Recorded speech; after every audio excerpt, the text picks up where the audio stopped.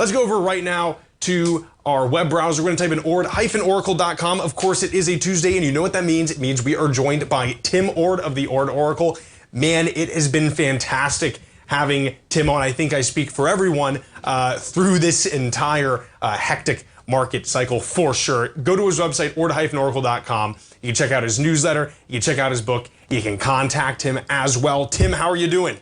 Good. How you doing? Doing fantastic. How's your weekend? Was it good? Look at this market. We have low volume to the upside, kind of what we were talking about last week. Kind of curious to see what you're looking at. Actually, look at the bigger picture here. The top window is the 10-day average of the trend. I keep saying, we need panic in the market to really get a bottom going. And this is yesterday's close, comes in 1.2. We're going in the right direction.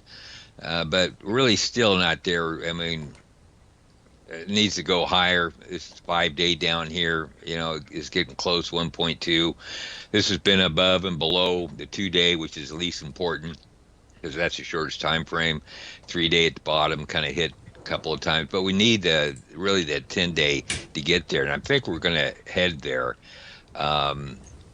Here's some bullish. So the 10-day trend is heading in the right direction, 1.12, not about quite there yet, so I don't think I still think there's a pullback coming. I'll show you why here in a bit. But we're starting to see bullish signs here. Here's the wag breast thrust indicator. We talked about this. This got triggered, I think, last Thursday or Friday. But it did trigger. In a nutshell, it's NYSE advancing issues divided by the NYE total issues. You take a 10-day average of it, needs to go hit 0.4, and then rally to 0.6 within 10 days or less. It did that in 10 days. So we do have a brag thrust, ZBT, I call it, Zag breast thrust indicator. And if you notice, the last time we had one was in July, which is pretty close where we had one just now got triggered, and one before that came last April. And so a lot of times these come in at the same price levels.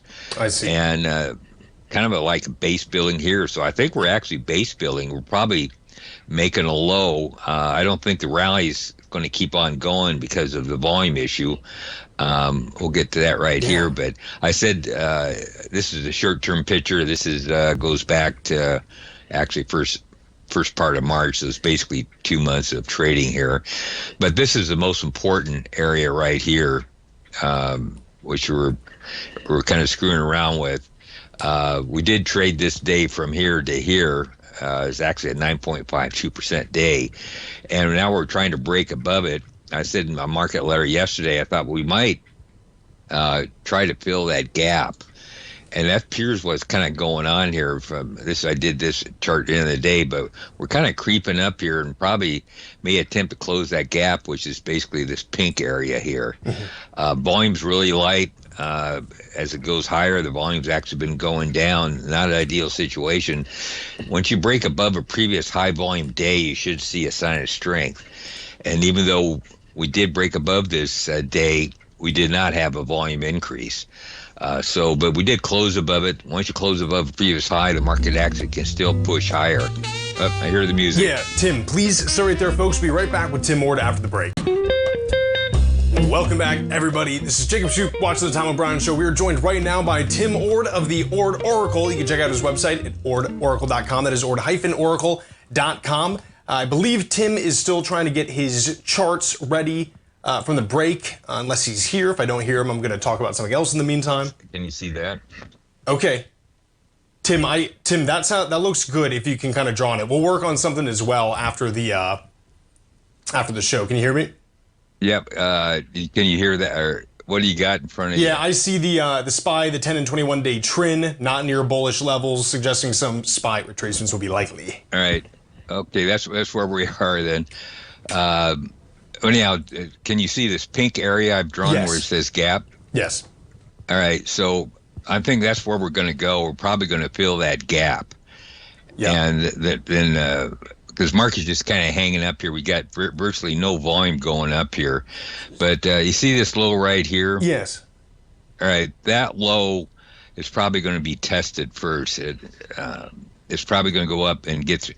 And if that's test on a lighter volume, then that's going to be support. But I think we're actually going to go back down to, this is the, I think, April 9th low. I think we're going to test that low, and I think that's probably where the bottom's going to go in. I'm not sure we're going to get down to the April 7th low, but the April 9th low is probably where we're heading.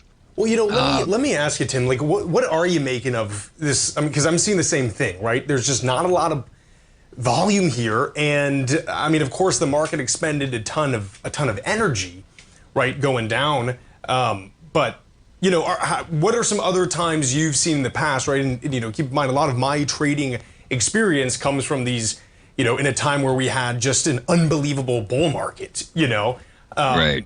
So I mean, were there times after COVID where we had a massive volume low and we were still able to move up on light volume, or right. What are you seeing with that? Well, the COVID low, that moved up. If you go back and look at the trend had a huge amount of panic. This one doesn't.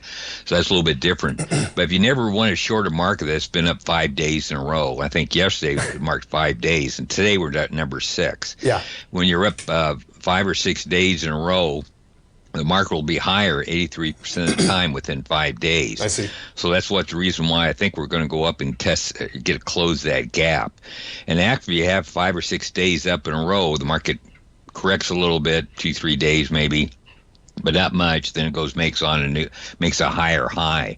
That's when usually the market reaches an exhaustion point. So it probably won't be this week, probably next week. Sure. But the 5 days in a row, you never want to short them. I mean, so anyhow, today looks like it's probably going to be day number 6. And so we may see a little bit of consolidation, maybe Wednesday, Thursday, possibly Friday. The next week, we'll probably see the high. And so so you don't want to short here yet. Everybody's kind of asked, well, can we go short? Well, not yet, and it probably won't be this week. Sure. And I may not end up with a clear short signal. Some of these short signals are pretty kind of tricky, I guess you might say. So I work best at bottoms. But anyhow, I think we're going to go basically to the April 21st low. That's going to be the first support. If we hit that with at least equal volume, we'll go down to the next low, which had huge volume down here, and we'll have a hard time getting through that low. So I'm thinking this low of the low of April 7th may not be touched. That's my point. So you can see like a 510 touch at least. A what? Like that price at 510, that last kind of red and the blue, if you see what I'm saying, the lower one. Is this right here, or there's one down here? The one from April 21st. April 21st, right. I'm thinking, yeah. I think that might, 510. Yeah, around 510 is going to be key. Okay. And so that would have to be a light volume pullback, big time, which would be bullish. So if you get a heavy volume pullback, you're going to go down to this low, the April 9th low. Yeah. If it's a light volume pullback, which is more bullish, you may just stop at 510. So we'll see how that goes. We'll pick out the bottom. But I'm hoping, the trend gets really high. You get the 10-day trend, not ideal here. The 20-day trend is 107, so not a lot. We got to get going here because we got to look at the gold market here real quick. Totally, yeah. All right, I'm out of the GDX for right now. The reason why, this is a monthly GDX with this Bollinger Band. You get 80% above it. That's usually time for the consolidation. I sold out around the 50 range, went up I think 52 something, 52 and a half, give or take. But once you get above 80%, you might as well just sell, and that's what I tried to do. So that's the reason why I'm out. RSI got up over 70. Yep. It's backing off right now. But some sort of a consolidation. It's an uptrend. There's nothing really to be fear of. This is a daily trend. I think 3 drives at top was what's going on. And we're starting to pull back. Had some kind of big volume days on the pullback. Got a little consolidation, but ultimately we're going to head down to 39. I think that's going to be a terrific buy area. 3 drives at top pattern. That's when the second top retraces 61.8% of the previous uptrend. Then you go up to a third top. Third top is the top. So probably consolidate into May sometime, maybe June. But it looks like kind of May is, depends how fast this pullback, but just be patient. But you'll see a lot of fear around 39. and that'd be time to buy. Here's the bigger trend. Showed this chart before. Still bullish. We're kind of playing some pullbacks now. They'll come and go as go forward. And I'll probably play them, but in the big nutshell of things, this actually what the chart is a weekly HUI gold ratio, and anything below 0.12, we're actually 0.12 right now. I don't have my drawer on, but anyhow, we're down around 1.2. So the bigger scheme of things, we're still cheap in the gold stocks, and so I think that 39, or in this case is the HUI is on top. It looks like about 350 pullback is where the HUI should bottom out in that vicinity, and if the trend's still 0.12 in that range or even lower, it'd be a buy. Usually when you get up to around 1.7, it's time to sell, which we're a very long ways from doing that. It may take a year or 2 or 3 or 4 to get there. I don't know how long, but I think what's the gold market's in, at least the gold stocks are in, is a multi-year buy. Sure. And the reason why we kind of showed this chart last time is the HUI gold ratio. This ratio goes back to 93, and we turned up to trigger this cycle from a down to an up. Yeah. On a down cycle, in an up cycle, when HUI index is outperforming, the RSI stays above 50. When it's underperforming, it stays below 50.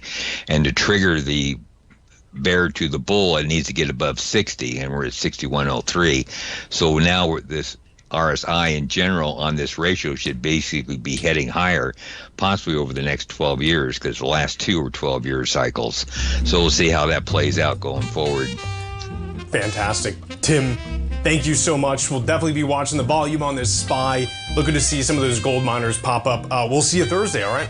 All right, thanks. Take care, Tim.